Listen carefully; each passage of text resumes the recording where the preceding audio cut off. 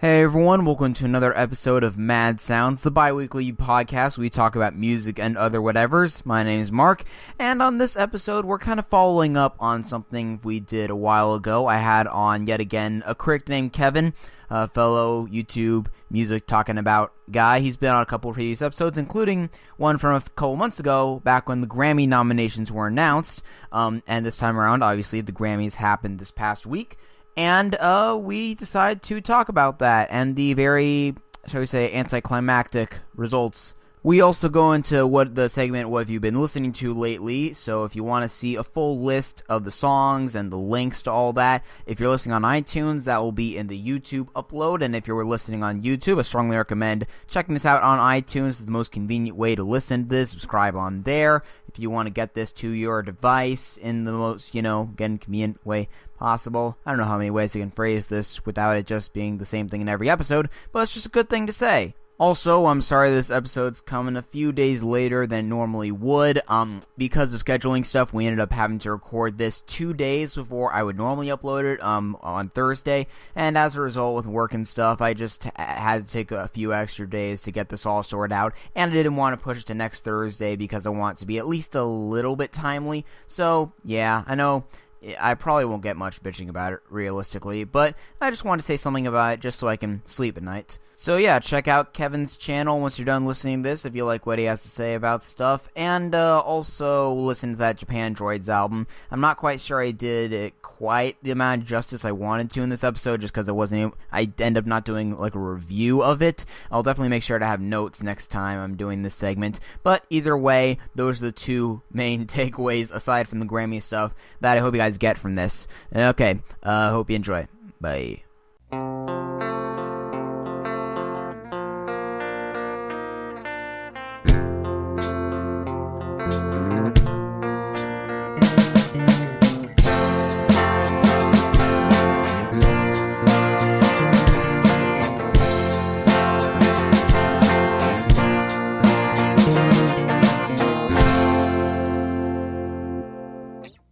So, kinda starting on something that we talked about in our first episode together, were we talking about how our names are associated with stuff? Mm. So I was talking about how, I never get anyone giving me room references for Mark, Yeah, and you're very disappointed by that. Yeah. So, something I did a couple of weeks ago, and I just wasn't able to, work into the last episode, but might be relevant for you, Kevin, is that, a couple weeks ago, I went to a screening of The Room. What? Yeah. They still have them every now and then. I had a little lag just now. So you weren't just, taken aback by what I said? No. Because I wouldn't be surprised. But, so I went to a couple of weeks ago, I went to a screening of The Room. Screening, yeah. Okay. I wasn't sure if you said, making of, because I just heard of The Room. And I was like, you went back in time and saw how they made The Room? What? I mean, that movie's going to be coming out, so in a way, that you could say that. So hyped for that. Yeah. Anyway, so I went to that, and so what I did is I took my name tag from work that says Mark, and I wanted to see how many people would make those references at me. Let the record show that even in a room of a couple hundred people where everyone knows what the reference would be, not one person wanted to do that. Or borrowed to do that. So sad. They are fake fans. A real fan of The Room. It just kind of makes me give up on Last Hope. I'm forever Marky Mark. I can't even be Mark Hoppus. It will always be Marky Mark. Have you ever gotten Mark Cuban? Or is that just for my Shark Tank fans at home? But here's the thing. I feel like the demographic of people that take your first name and then put a lazy reference on top of it, and big fans of that show have a very limited overlap on the Venn diagram. I get that. Yeah. Yeah. Also, something I saved from there, though, is that I got a spoon. You know the whole thing about that? Yes. I remember I saw this, fan-made poster of The Room, because The Room is like my sister and I's like it's like our favorite movie. I said my sister and I's favorite movie. That's not how that works. Well, I mean it would fit in pretty well with the movie, so I think you're good. Yeah. Mark, my sister and I's favorite movie is on TV, Mark. Why would Mark be saying Mark? Wait, no, that's Johnny. Oh my gosh, I'm a fake fan. Right. I don't know why I was thinking that Tommy Wiseau was Mark. I've only seen it once. Well, because multiple of those big. But then again, why would someone say their own name in their big quotes? Yeah, exactly. So it goes back to that. You're a fake fan. Yeah, I try to defend you from yourself. Oof. But anyway, yeah. I know there are so many things that they do. There's for those of you guys who don't know, there are spoons in there's like a picture of a spoon. That's it. Like pictures of spoons, like framed pictures of spoons. Mm-hmm. I've said pictures of spoons too many times in the last 10 seconds. But I want you to know what I'm talking about, guys. Now what they do at those screenings of The Room is that they hand out these plastic spoons, and I might even make this spoon. I'm going to take a picture of it and use it as part of the thumbnail so you know exactly what I'm talking about, is that whenever the spoons show up in the background, people throw them at the screen and yell spoon. Amazing. And it's just this, and it's like I knew what would happen, but it was just this euphoric moment. For lack of a better term, just this explosion of camaraderie as we're throwing these spoons. Disposable utensils at the screen. And there's other stuff, like there's this one scene where Tommy Wiseau is looking down at the corner of the screen for a second. And before that, like 10 seconds before that, this group of guys went to a corner of the screen, like went to the front of the room, no pun intended, and like the actual room. So it looked like Tommy was looking at them, and they went like, Tommy, look at us. It's amazing. And that was the one where it's like, okay, I have to get on their level, you know? Yeah. This is my first time. They're the real fans. Oh yeah, for sure. And it was also my first time seeing the movie in its entirety, you know, outside of like a Nostalgia Critic review or something. Yeah, because that's I've seen so many reviews of it. And then one day I got it, and it's so much better than any review can explain. Because it doesn't take the pacing into account. Yeah, that's the thing. Like I'm actually literally just before we recorded, I was like, okay, so Mark's gonna be a little bit. I have time after dinner because I eat early dinners. If anyone who knows anything about me knows, I eat early dinners. So I'm like, I've got like an hour to kill before. We're ready for this. Mm-hmm. So I got Batman vs. Superman from the library.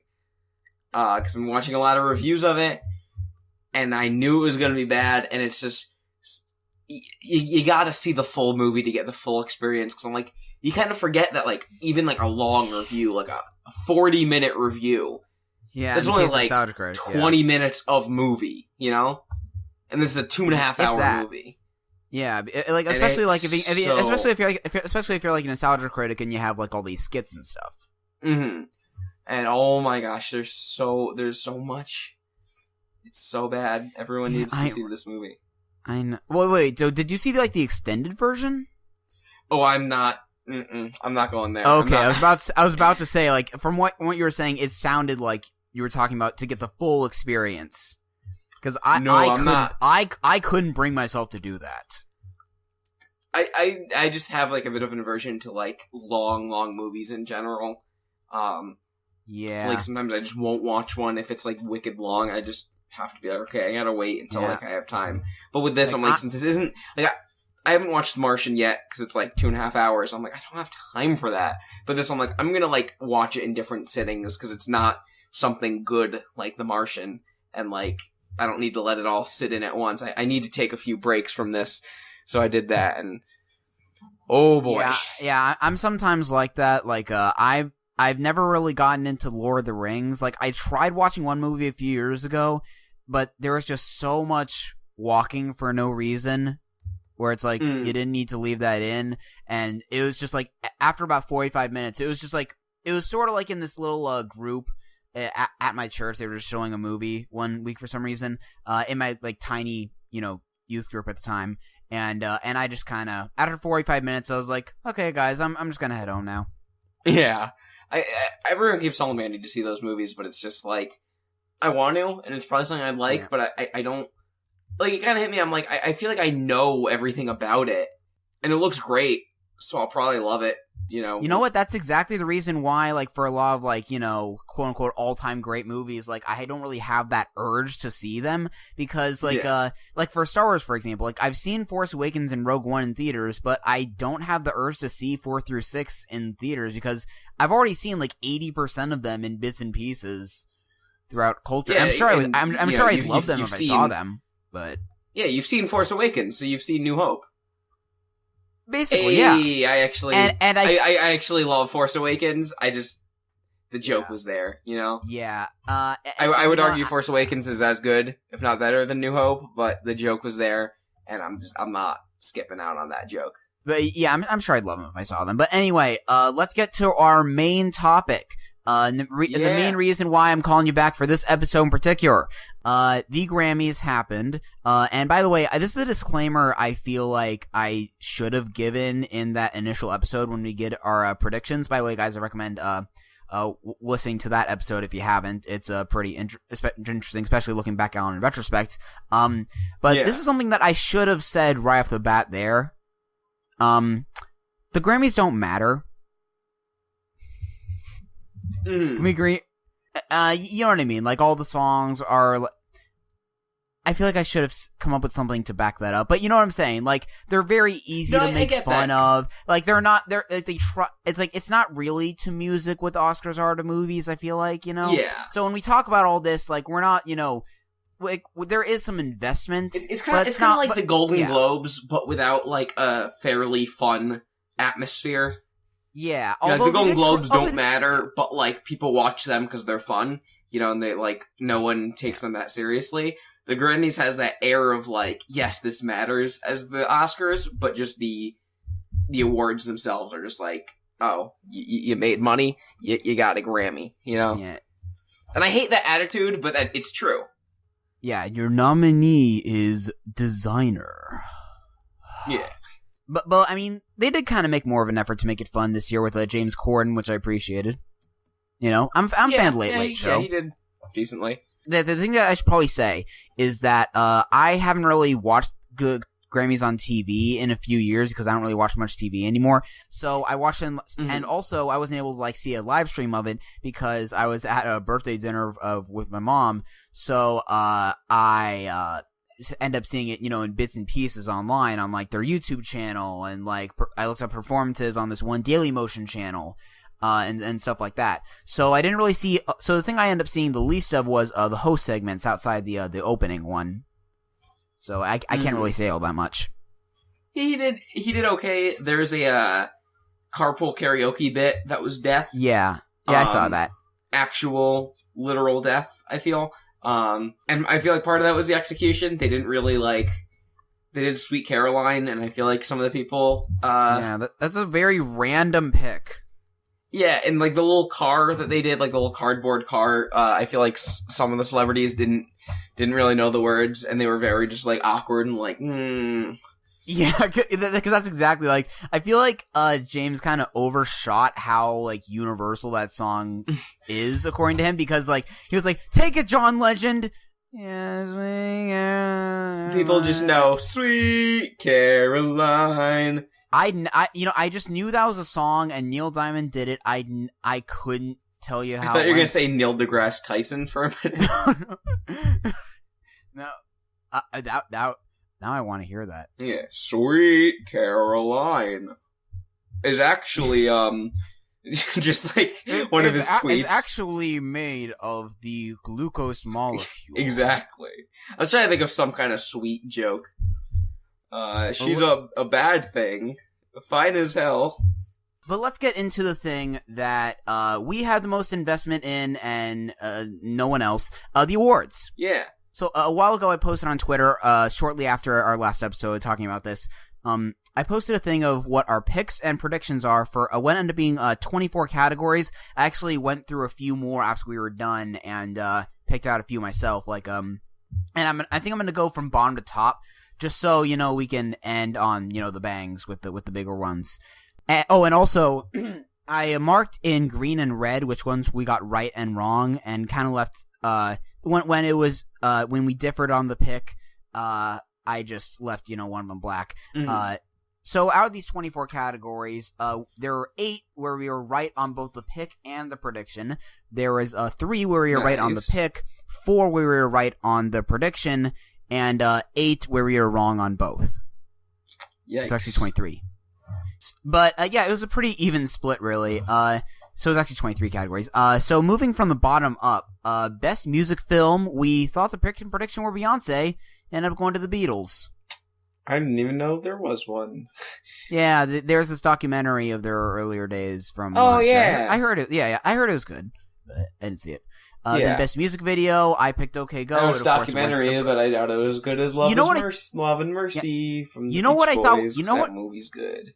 Yeah, you know what I thought was funny is that Beyonce won for best music video, but not best music film, when the video is kind of part of a film. Yeah, I'm glad Formation won best video though, but we'll get to that. Yeah, and best engineered, I picked Andrew Bird. We went to David Bowie. I predicted that.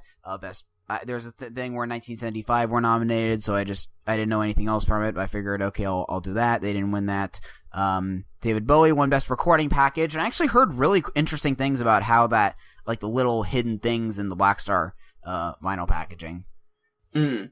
I think because I got it on CD. Like the actual packaging for the album. Yeah, best recording package. Oh, yeah. There's an award for that. That's pretty cool. Yeah, I feel like that's really an underrated thing.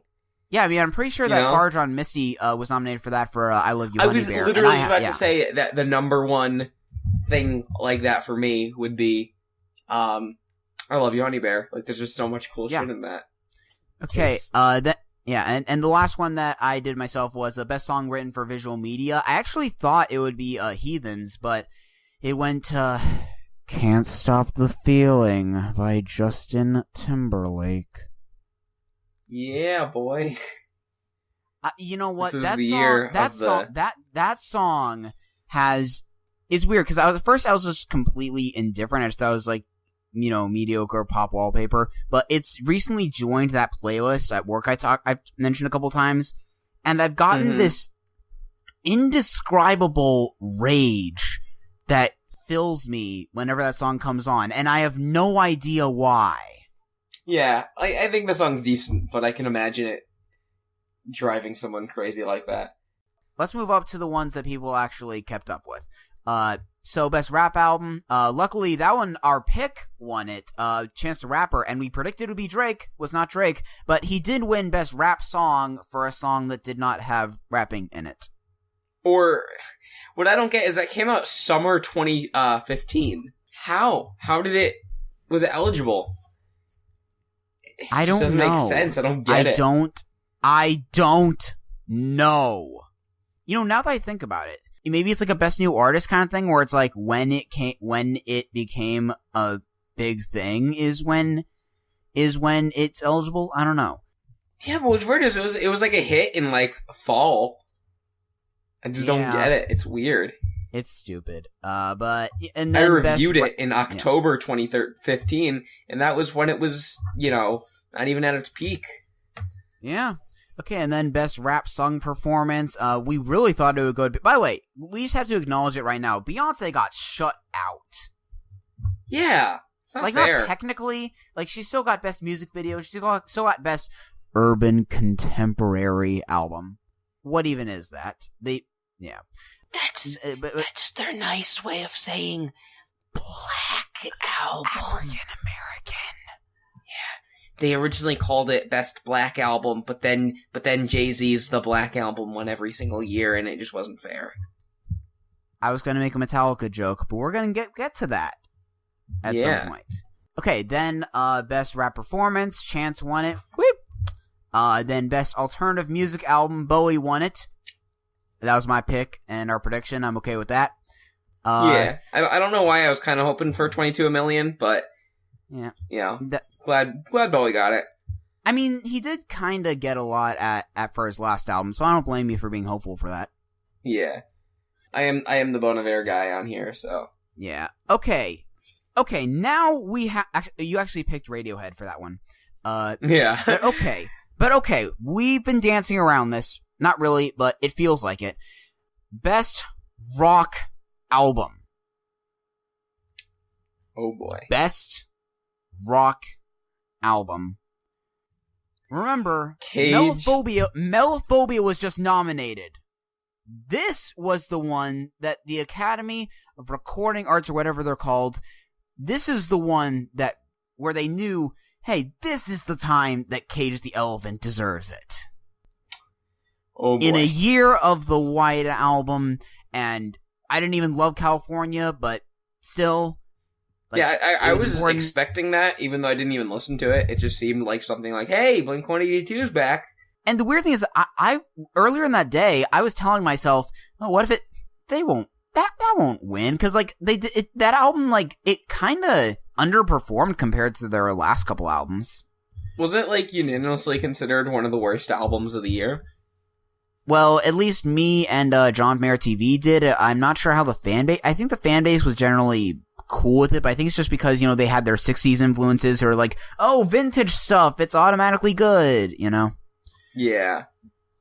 At least that's my theory behind that. But yeah, that one... I did not see that coming.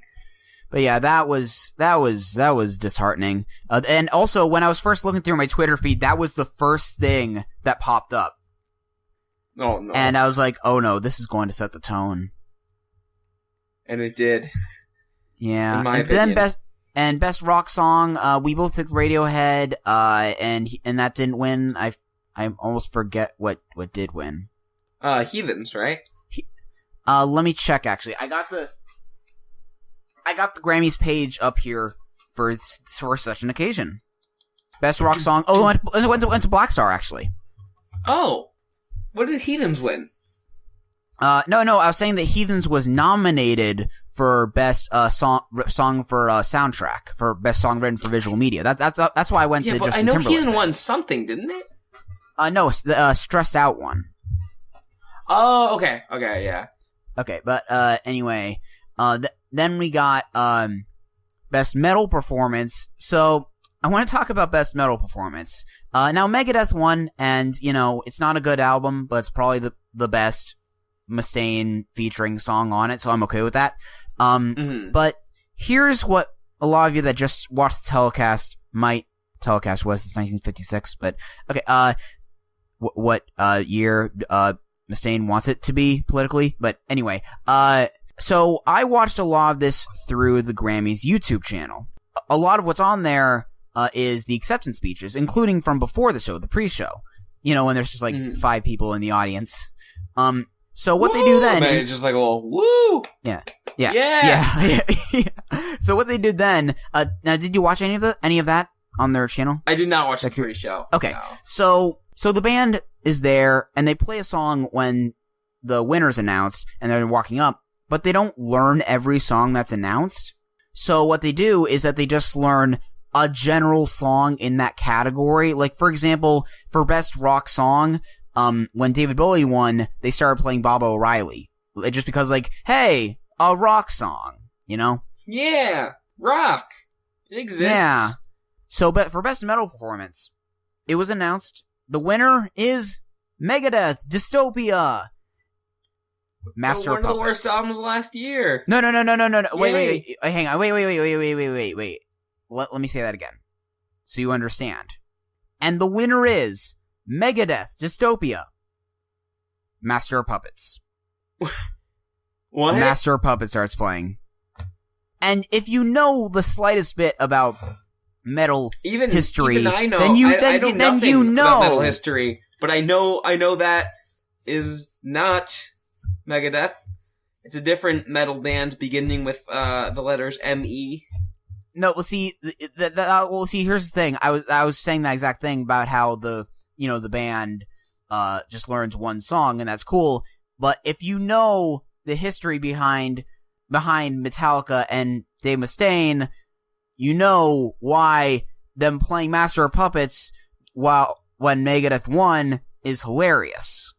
See, I do not know that, and I would like for you to explain that, because I just thought you meant that it's not by them. Oh, no. Okay. I was about to say, like, even if you don't know... I'm not the metal guy here. So Dave Mustaine was the original member of Metallica, and they had, like, a big rivalry after he left, and it's all good now, but it's still hilarious. Yeah. It's like if Blur won an award and they played Wonderwall. Yeah. A Jay-Z song when Nas won. Yeah, that kind of thing. Imagine it's like, Jay-Z wins for Empire State of Mind, and then Ether plays. Oh, God. Okay. Now, best rock performance, it went to the pick and not the prediction. So it went to David Bowie. We thought Beyonce would win it. I don't know why we thought for that category, but because there would be so much backlash. But David Bowie won it. But I wanted that backlash so bad, yeah. But either way, I'm glad to see. I'm glad to see that he's picking up Grammys. Even posthumously. You could probably say it's because of the fact I don't care. It's still great.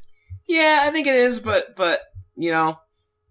it's good. I don't really have a problem with someone winning, like, because especially Black Star, because it's like it worked even better because it's like, oh, he, it's about him dying.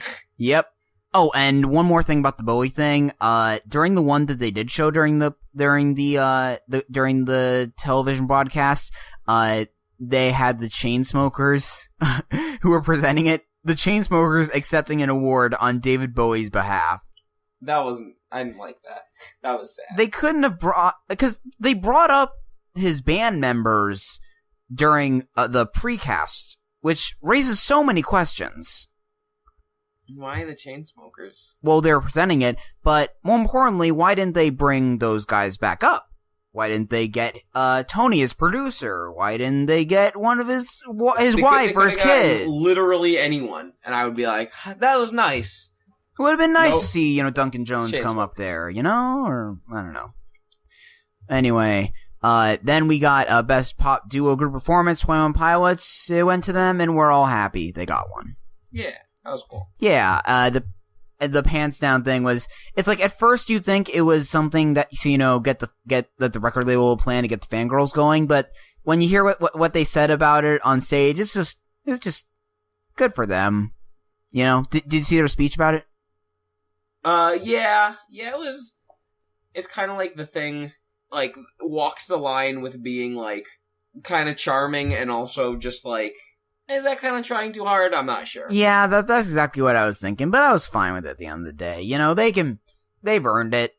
They can do whatever they want. Yeah. I like them. Yeah, then of course, best leading up to the inevitable, best pop solo performance and best pop vocal album, Adele, yada yada. Best new, which I'm fine with for those categories. That's all good. Then best new artist, Chance the Rapper. You picked Anderson .Paak, but I think we can agree that's good. Yeah, for best new artist. Yeah, I predict. Did I predict? So our prediction was Chance the Rapper, and we diverged on the pick where I said Chance and you said Anderson. Yeah, because I think Anderson had a better album, but I think I knew Chance was going to win. Yeah.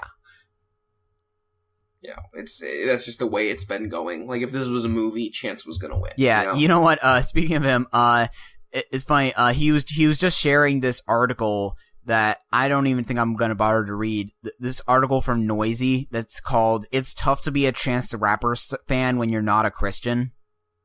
Oh. Do we need to go any further into that? Yeah. Should we dignify it? Who knows? Yeah. I'm not into that right now. Good idea. Anyway, so let's just hope he doesn't have that curse, Yeah. Then again, last year's Best New Artist winner certainly didn't, so... Right. For better or for worse. Yeah, so this time it can be for better. Yeah. Yeah. Song of the Year, okay. Then Record of the Year, whatever, okay, we're dancing around, well, not even dancing around it, we're mentioning her, like, every couple of seconds. So... I'm not mad. Here's the thing. I'm not mad. I'm just disappointed. Or should I say, like, I'm not mad. It's just when it happened, I was just like, okay. Like, it was because with that crazy amount of nominees with Beyonce, seemed like she was gonna, do kind of a similar kind of impact that Kendrick had, and then, like, and even though he didn't win Album of the Year, but you know what I'm saying. She didn't even get to that level. It is almost like it's a trend, and I wonder what the correlation between that could be. But you know what I mean? Like with that and Sturgill, like there are these wild cards everywhere, and then it's just kind of anticlimactic. Yeah, I think Lemonade's a slightly better album. Oh, for sure. Sailor's Guide to Earth. Oh, okay, never mind. I would have been. See, I thought you were going to say 25. I take back my agreement. But okay. Mm-hmm. I mean, I don't know what you can say I don't know what to say, and not even because I'm so shocked by it. It's just because, like, well, what'd you expect? You know? Yeah. It's just kind of like, I saw it coming. I knew it was going to happen. But when I woke up in the morning, I was really mad. Yeah. And I mean, like, I do have to commend her in her speech. I think Stephen Colbert put it like this in his monologue from last night, was like, she Kanye'd herself. Mm-hmm. Which I kind of have to appreciate, because, like, here's the thing. Here's the thing. This Grammys, it's more than anything a callback to the whole Macklemore and Kendrick thing from 2014. Yeah, 14. In the hip hop category, and what I think, and there was that whole backlash against him for sending out that screenshot on Instagram where he like texted something to Kendrick or something. And this time, and for this, I feel like it comes across a lot more sincere since she actually said it in her speech. You know what I'm saying? Instead of just making it like this, oh yeah, and I guess the other guy was robbed or whatever. See, I get that, but at the same time, it's like, and like, I love Adele. I don't know why I'm mad. I shouldn't be mad. Yeah. If you told me in 2013 that, like, hey, you're gonna be mad that that Beyonce loses to Adele, I'd be like, you're silly. You're crazy. Yeah. But, like... And it's a good album. It's a good album. Is. It's a perfectly fine Adele album. 7. Good for you, Adele. You made a good comeback. I own a physical copy because...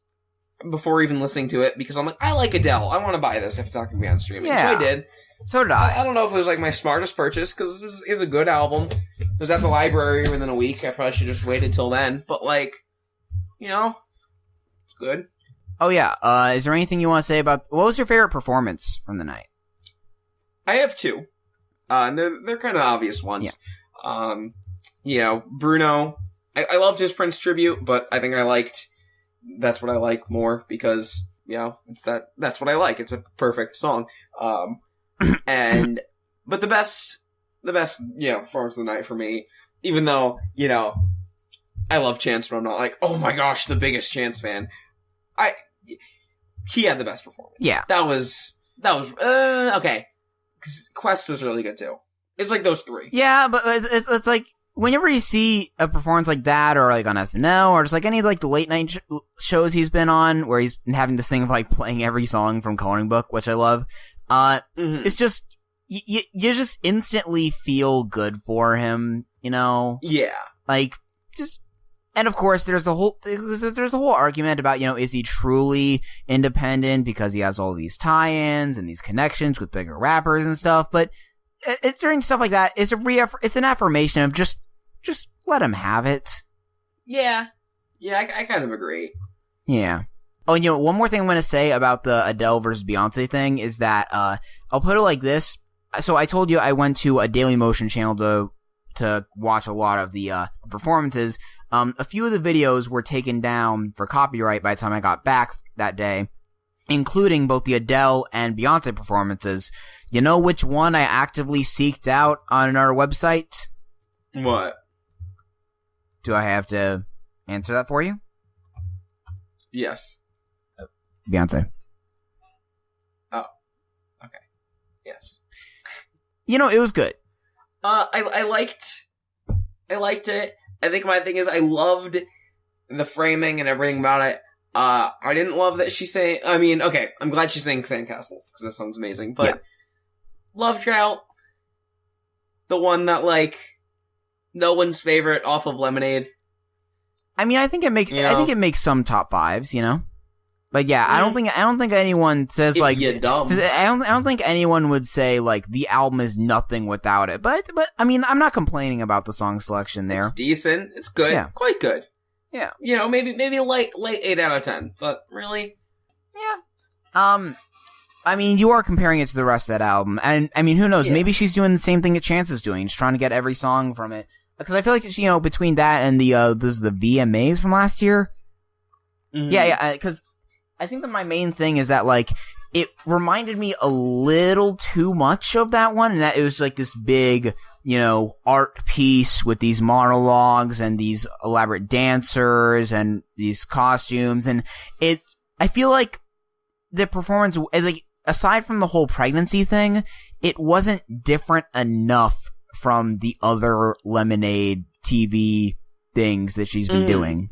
You know what I'm saying? Yeah, I get that. But I get it. You gotta keep an aesthetic for the album cycle. Mm-hmm. But I feel like, especially for like Sandcastles, like that's a song where you could get away with just being on a stage with like some decoration in the background. Yeah. And no one would complain since it's so stripped down. But let me think about some other ones. There was Sturgill Simpson. I'm glad he performed, even though, I almost wish he did Call to Arms, but I feel like, at the same time, I feel like A Tribe Called Quest kind of filled the political, niche fine enough. The Weeknd, that one was good, even though, you'd think he would have done Starboy, but I get that's the single he's promoting right now with Daft Punk. Mm-hmm. I was kind of hoping for Party Monster myself, but anything to get Daft Punk back on, Yeah. I like that. Yeah. I mean, is there anything else you want to say about the Grammys as a whole? It was kind of boring. Yeah. But it was okay. Yeah, I never really know how... It was better than last year. Yeah, I mean, the year before. Yeah, I mean, I never really know how to judge the Grammys as a whole, like, taking into account all the awards, all the performances, because since there's so many, it's going to be a mixed bag every single year, Yeah. So it's kind of... Also, what was up with Pentatonics? I didn't bother watching that one. They just came out, they sang ABC, they were done. Wait, they sang... Wait, ABC... Like the Jackson 5 song? Yes. That was it. Why? That was it. Wait, because also, they won Best Country Song for their thing with Dolly Parton of a song from over 40 years ago. Huh. Yeah, for Jolene. I don't get Pentatonics. I mean, I do. I've seen them live. I mean, I haven't heard their album, but it's like I generally root for them, but Can't Sleep Love was bad enough to kind of scare me off. But yeah. and let me think it's here. just why at the Grammy? Why just have like a live?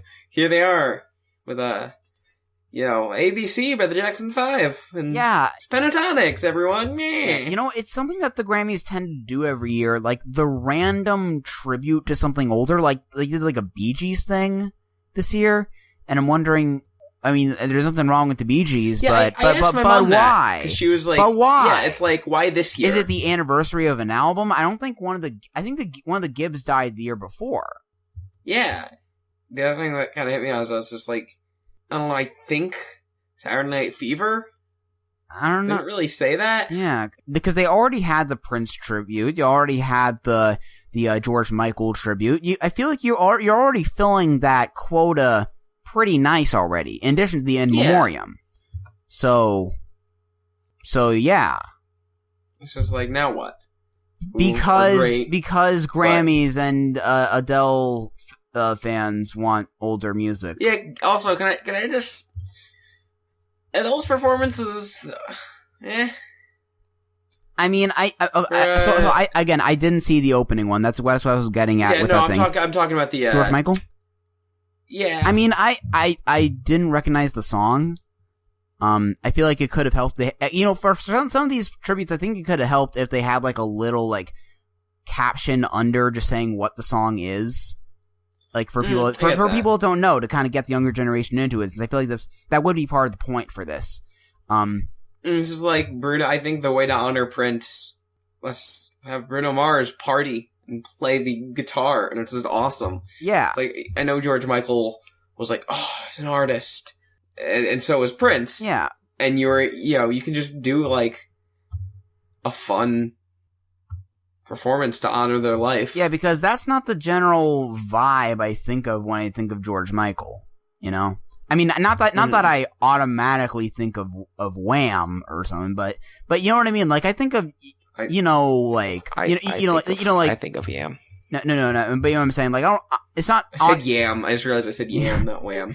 But you know what I'm saying. Like I don't know. I feel like maybe she did like Freedom or something like that. I feel like she could pull that off, and that's kind of a nice like middle ground of like being sentimental, but at the same time having a pulse. I don't know. We're nitpicking at this point. I do appreciate. I do weirdly appreciate her like stopping and then starting over because she feels like she wasn't doing him justice enough. That was a nice little moment. Yeah, I don't know. For some reason, I don't know why I didn't buy it. I don't know. Do you think it was? Yeah. Do you think it was planned? I don't know. I don't think so. I just something about it. I don't know. Because you gotta wonder, the process behind the scenes of, like, starting that slideshow over again and all that. But, you know, I don't know. Getting to semantics here. So, yeah, I mean, if there isn't really anything else, do you want to move on to other stuff? Yeah, go ahead. Okay. So let's, I guess we can just go right into, what have you been listening to lately? What have you been listening to lately? What are the songs that you just gotta play me? The question comes up weekly, nightly, daily. So what have you been listening to lately?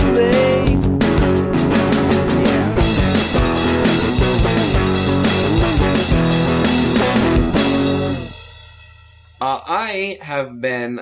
I don't know if I don't think I brought this up in the last one. Did I mention my Beach Boys kick? I believe you mentioned Pet Sounds in the last one. Okay, yeah. Because obviously I've been really into Pet Sounds, but because of that, I've just been going crazy with the Beach Boys. Watched Love and Mercy twice since the last podcast. Excellent movie, by the way. Anyone who's interested in the Beach Boys or wants to be interested in the Beach Boys, just genuinely fantastic movie, as I said. And like I've been listening to a lot of like Smile and Smiley Smile, both very great albums. I've been dabbling with Surf's Up, maybe not as much as I should because that's a fan favorite and I should listen to it more. And then I listened to their early stuff, and Little Deuce Coupe is a terrible album for anyone curious, because 3 out of the songs on there are just copied and pasted from other albums.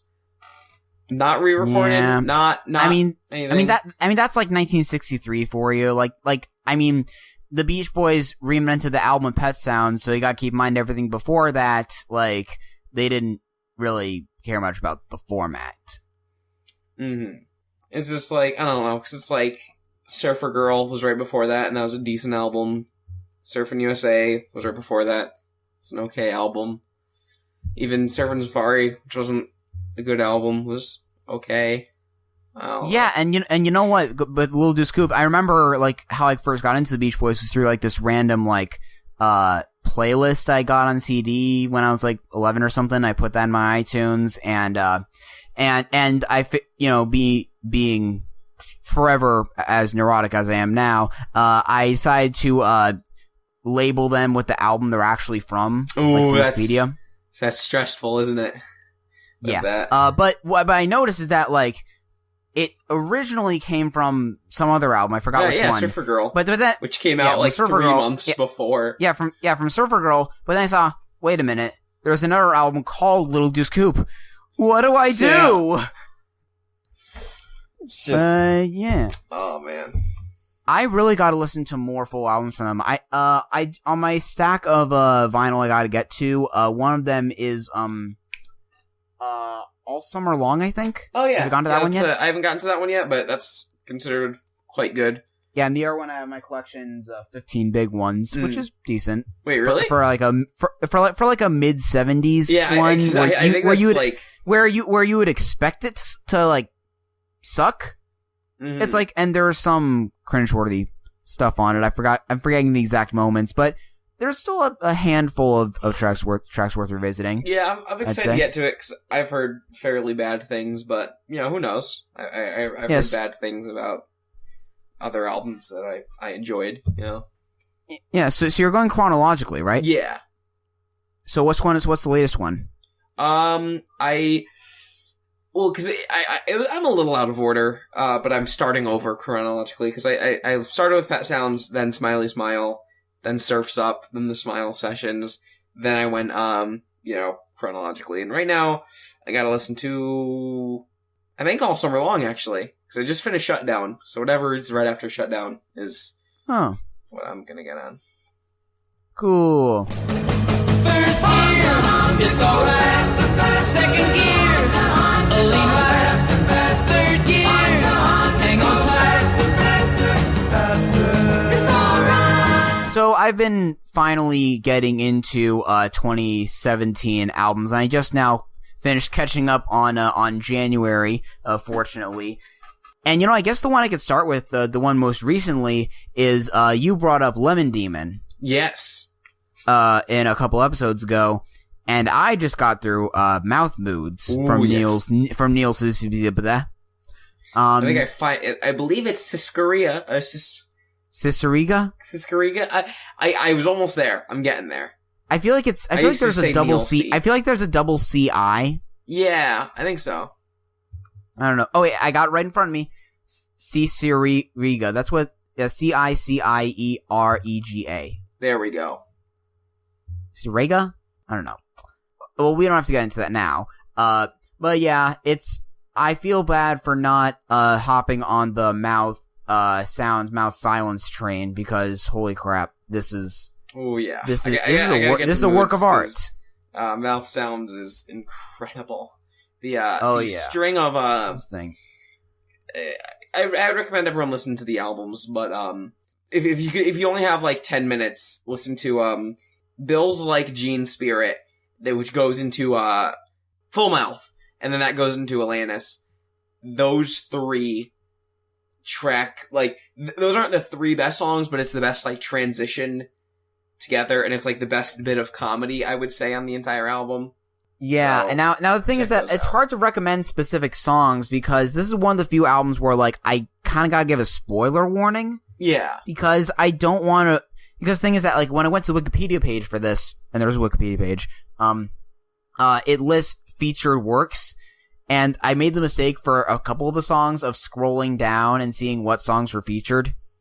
Yeah, that's so like I knew like on T.I.M.E. it was something from the score of Inception meets YMCA. Yeah, and it's so weirdly empowering.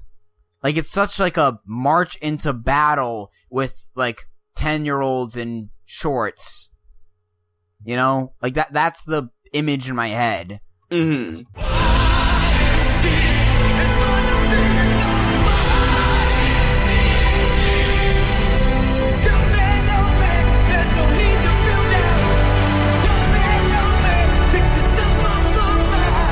It's an interesting experience, but the thing that's been my first like big favorite of the year has been, if you guys follow me on Twitter, I've been kind of obsessing over these guys, even when no one else really cares. Japandroids are back with their first album in 5 years.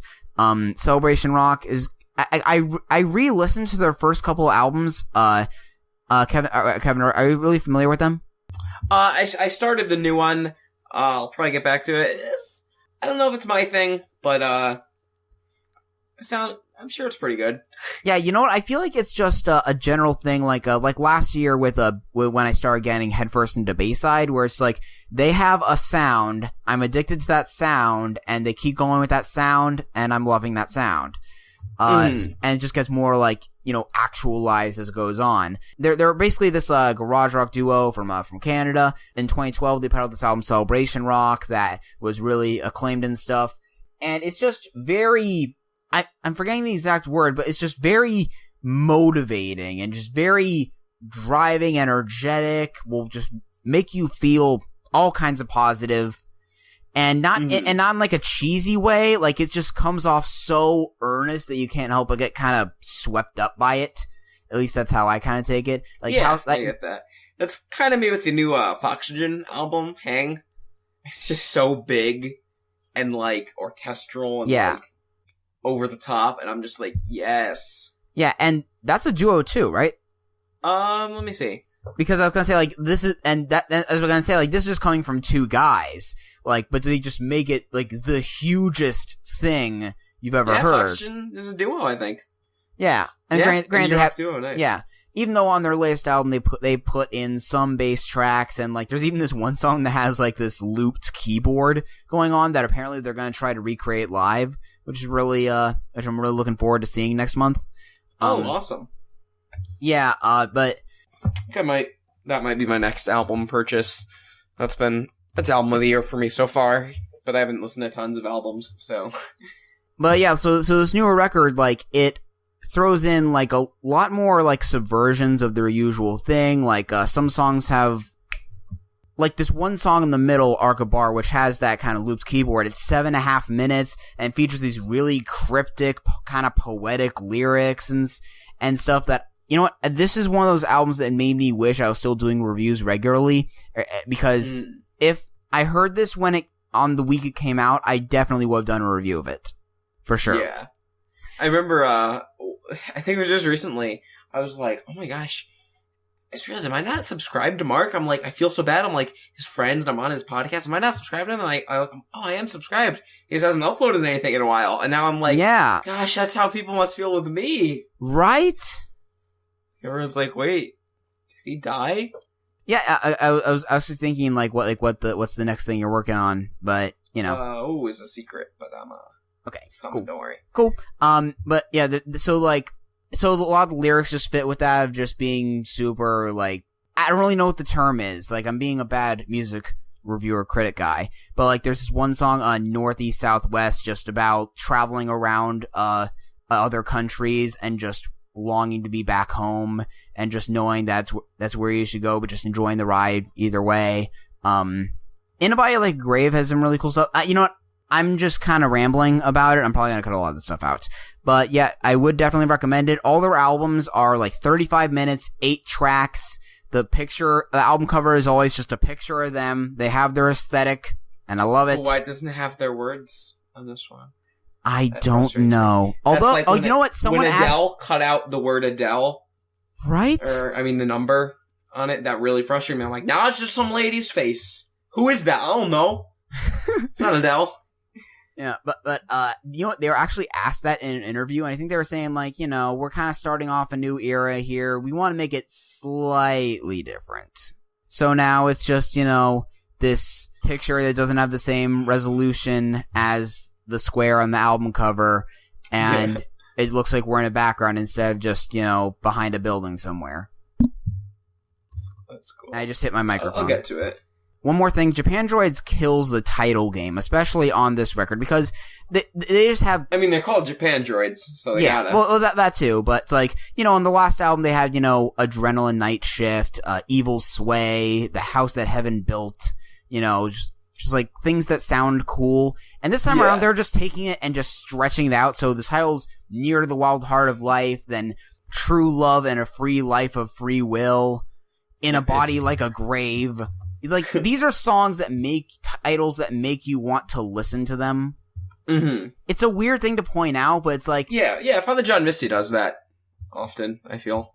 Yeah.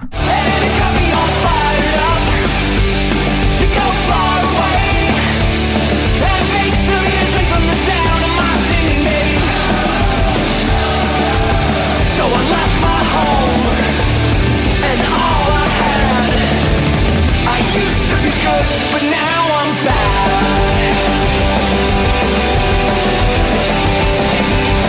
I think I found a new first least favorite, and this might turn some people off. This might. Is it what I think it is? This might get a backlash from some people. Okay, what do you think it is? Is it Pink Season? Yes. Yeah, I'm not. You know what? One of these days, I'll go towards it. Today's not that day. I actually haven't been subscribed to Filthy Frank in a while, just because I thought, I've kind of seen it all. And it's funny, like, I may do albums that were too damn long for next year, just so I can put this at number 1. Yeah. Why was it? That's why I'm not going towards it. Well, it's like 8 minutes or something like that. Come on. It's 35 tracks. And actually, what I did was that on my Word doc, because I have too much free time. Well, actually, it's not that much more free time. But I gave a out of 10 rating to all 35 songs, and then averaged those, and then subtracted a point for length, and I ended up with 5.5. Yeah.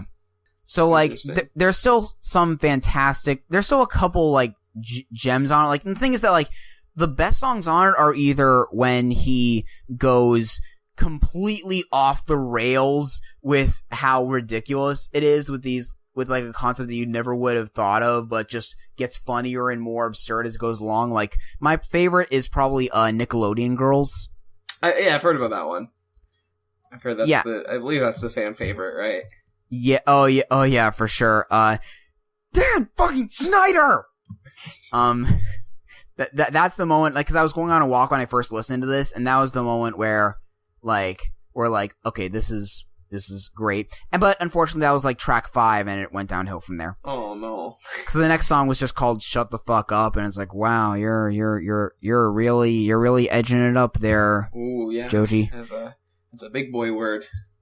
Yeah. And also, like, I will get a vasectomy. Just craps on basically his entire fan base that, like, regurgitates jokes and, like, misuses irony.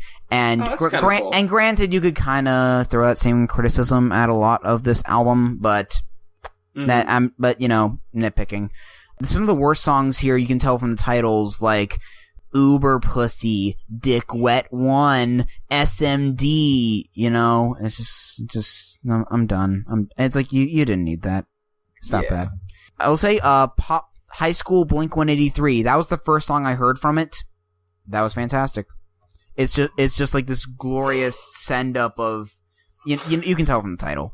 And then, like, all the songs, that he uploaded a while ago where he's just spitting straight bars are all highlights. Although at the end of one, he kind of gives this snarky thing about, oh, why don't you release new music, real music? Well, this is real music. And it's like, I mean, I get what you're saying, but at the same time, these are the only songs where you're, being clever, but okay, I'm digressing. In general, it was just this mixed bag that didn't need to be a mixed bag. I'm just, Damn fucking Schneider! This ain't a fucking game, bitch! I wanna watch a sitcom with my hand on my dick! I wanna see a titty, not fucking get shit. Return all the hot chicks, or you gon' get it, bitch. Yeah. Okay. Do you have anything else? I'm tired. Oh yeah. Do you have anything else you want to, like, close out with? I want to end this with pissing everyone off. The worst album of the year is "I See You" by the XX. Ooh boy. It wasn't good. It was boring, and I hated it. This is one of those albums where I haven't heard it because I haven't really gotten into the XX, even though I liked that On Hold song that I had to edit into a podcast a few episodes ago. I thought that was good. I don't like it, but okay. But that's one where I can't pinpoint a consensus. Like, it's so across the board. You see, it got, like, really good reviews, and I'm just like, it's not good. It's a bad album, and I hate it. It's just what I have to say in general. Okay. It sucks. It's like, it's very pretty, but it's just very, like, bleh, Okay, you know what? I'll tell you what. I edited in a song I like. How about you tell me the worst song on the album, and I'll edit that into it for the clip after we finish talking about this. Okay, cool. I think the worst song on that was, all of them. Because they were all the same. They were all really boring. I might say performance, because I feel like that was the closest to being, like, a good song. And then it was just, like, 30 seconds in, maybe, like, or a minute in, I don't know. I'm just like, okay, I'm sick of this. You could have been good, and you're not. So there isn't a song you think, like, represents truly? Yeah, I'd probably go with performance, just because it seems like it could have been great, and it's almost there, and it's just not. Okay. I don't know. They're all kind of the same, so that's all I have really for that. Okay, cool. I'll put on a performance. I'll put on a show. It is a performance. I do it all so. Wow, this honestly, I kind of expected this podcast to go really long just because, Grammys are a big talking point, and, I actually had, like, 5 things listed up here for what I've been listening to. I put Run the Jewels, too, but it's like, I feel like there's not too much more to say. Yeah, everyone's already said how great it is. It's an 8 out of 10 Run the Jewels album. What more can you say? I've said this before, but I just love, that, Needle Drop gave all 3 8s, and Mark from Spectrum Pulse gave all 3 9s. And I'm just like, I was so worried when RTJ3 dropped. I'm like, if like Anthony gives this a 9, or like Mark gives this a 10, or like or an 8, everything is ruined. Or even worse, if Anthony gives it a 9 and Spectrum gives it an 8. Yeah, then it's just like, no, everything. They're crossing ruined. The streams. Yeah. I actually earlier in January bought a physical copy of all 3 Run the Jewels albums. And if anyone's a Run the Jewels fan, I would recommend doing it because they all come with posters, and they're really just nice packaging-wise, I think. It's like that nice paper, not like the cheap paper. Their albums are free, so, if you're like me and have listened to them for years off of free music and want to just throw them a couple bucks, and, Run the Jewels 1 and 2 are like $8, I think, each, which is pretty cheap for an album, I think. If you want like a physical copy and get like a little poster with it. So I would check that out. They're all great. 3's sounds nice. Almost as good as 2, but 2 is just on a whole nother level. To me, 3 had just as many good songs as 2, but the problem is that they made it 14 tracks and 50 something minutes. And it's like you could see where they could have cut stuff out that was like either more of the same or just like, generally didn't need to be there. Yeah, I didn't think there was a bad song on the album. I don't think there's a bad song on it. Just like a couple. I even like Down quite a bit. Hang on, let me hang on. Let me pull up the pages so I can remember. Yeah, I remember Nothing from Everybody Stay Calm, so I assume that's the weakest, but I haven't heard it in a while, so maybe it's great. Yeah, that was probably the least interesting one to me, because it was kind of just more of, because my first thought going into it is that there are too many songs where it's just like, hey, we're Run the Jewels and we're still the shit. And it's like that, and it's like that kind of runs its course after a while, and I feel like that's the one song where it's like, okay, you didn't need a 5th track just like that. Like, I think that with the 11 songs I still have kept in my iTunes, there's a good balance of those more just like, screw you, Run the Jewels. Run Jewels are awesome songs. I mean, really, like, the only ones I deleted. Hang on, let me go to the Wikipedia page so I can refresh my memory on what those songs were. Because remember, I delete songs from my iTunes. Yeah, me total opposite. I have terrible songs. Yeah, you know what's funny is that I recently noticed that there's a dislike feature for iTunes where you can like either love it or dislike it. And it's like, wow, this was made for you. Yeah. For people that keep all their stuff in their iTunes just for the sake of albumization. So the songs that I didn't keep were Call Ticketron. Oh, that one's great. I mean, the chorus is.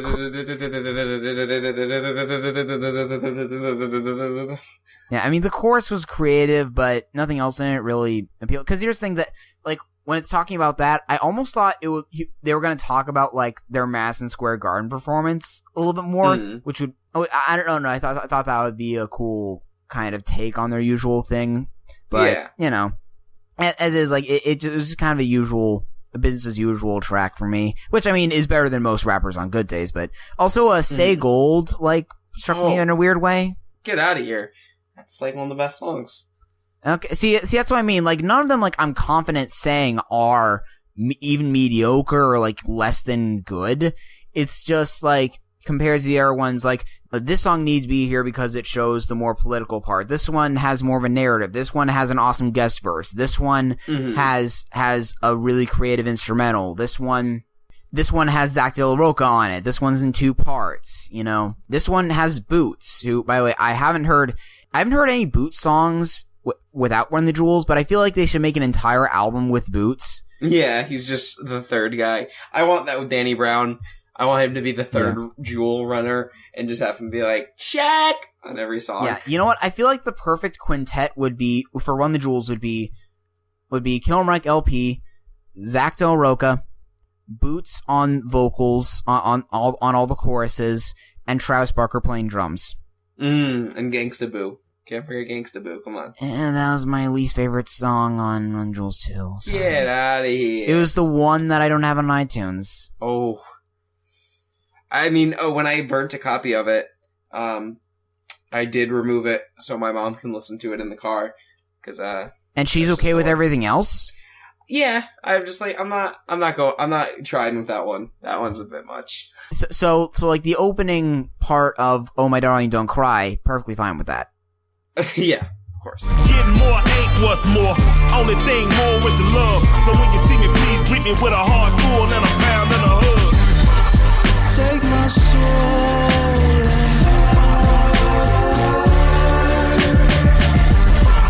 and bring me home from the Yeah, but yeah, that's about it. We're at a decent length here. I think we can call it here. You got some exercising to do, from what I understand. Yes, I do. I'm all about that life. Yeah. Now you were live tweeting your parents watching Batman v Superman.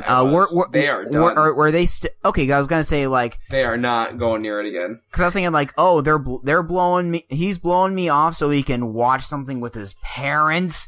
He puts his parents above me. Yeah. It's just so bad, and they were just I think they even hated it more than I did.